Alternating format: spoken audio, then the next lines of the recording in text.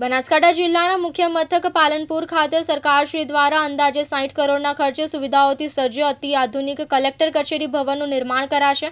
આજરોજ રાજ્યના વન અને પર્યાવરણ, વાહન વ્યવહાર તથા ક્લાઇમેટ ચેન્જ રાજ્ય મંત્રી શ્રી પ્રવીણભાઈ માહડીના હસ્તે નવીન બનનાર કલેક્ટર કચેરી ભવનનું ભૂમિપૂજન કરવામાં આવ્યું હતું। અંદાજે ₹60 કરોડના ખર્ચે નિર્માણ પામનારા નૂતન ભવનને આધુનિક સુવિધાઓ અને ગ્રીન બિલ્ડિંગના માપદંડોને અનુરૂપ ડિઝાઇન કરવામાં આવ્યું છે, જેમાં solar rooftop, rain water harvesting, recycling system, basement parking, lift, fire safety સહિતની અનેક સુવિધાઓનો સમાવેશ થાય છે। આ ભવનનું નિર્માણ માર્ગ અને મકાન વિભાગ દ્વારા હાથ ધરવામાં આવશે અને તેની કામગીરી આગામી અંદાજિત 18 મહિનામાં પૂર્ણ કરાશે।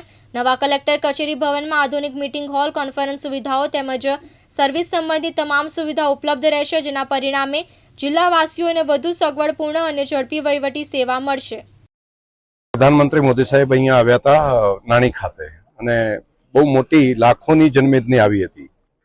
તો આજે અમારા કાર્યકર્તાઓ અને ખાસ કરીને સફાઈ સાથે કામ કરવાવાળા ભાઈ બહેનો છે, એ બધાએ સાથે મળીને આજે અહીંયા પ્લાસ્ટિક ભીણી અને બધાને ડમ્પિંગ કરવા માટે જ્યાં જ્યાં પ્લાસ્ટિક હોય, બાકી કચરો પડ્યો હોય, સાફ કરવા માટેનો એક કાર્યક્રમ રાખ્યો અને અહીંયા ખૂબ મોટી સંખ્યામાં કાર્યકર્તાઓ અને સફાઈ કામ કરવાવાળું તંત્રના કાર્યકરો બધા ભેગા મળીને આજે સફાઈના એક કાર્યક્રમની અંદર અમે જોડાયા।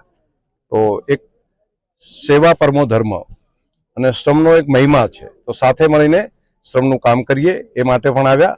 કામ કરવાવાળા જે શ્રમયોગી ભાઈ બહેનો છે એમને પણ અભિનંદન આપીએ છીએ। એમનું જે કામ સફાઈનું કામ છે એ કોઈ નાનું કામ નથી, એટલે અમે બધા સાથે જોડાઈને એમના ખભે ખભા મિલાવીને આ કામમાં બધા મિત્રો જોડાયા અને એક સફાઈનું સારું કામ થયું, તેમના માટે પણ એક અભિનંદન। બીજું કામ મારે યુવા મિત્રોને અભિનંદન આપવા પડે કે એમણે અમારા યુવા ટીમે બધાએ ભેગા થઈને ભાઈ નરેશભાઈ અને અલ્પેશભાઈ ને એમની આખી ટીમ સૌએ ભેગા મળીને અહીંની કોઈ કીડીને પણ નુકસાન ના થાય એટલા માટે કોઈ ચાલ્યા હોય તો કીડિયાનગરું એને નુકસાન ન થાય, તો કીડિયાનગર પૂરવા માટે શ્રીફળની અંદર આટો, ઘઉં અને ઓઇલ સાથેના કીડિયાનગર મોટા પ્રમાણમાં પૂરવા માટેનું પણ એક આયોજન કર્યું છે।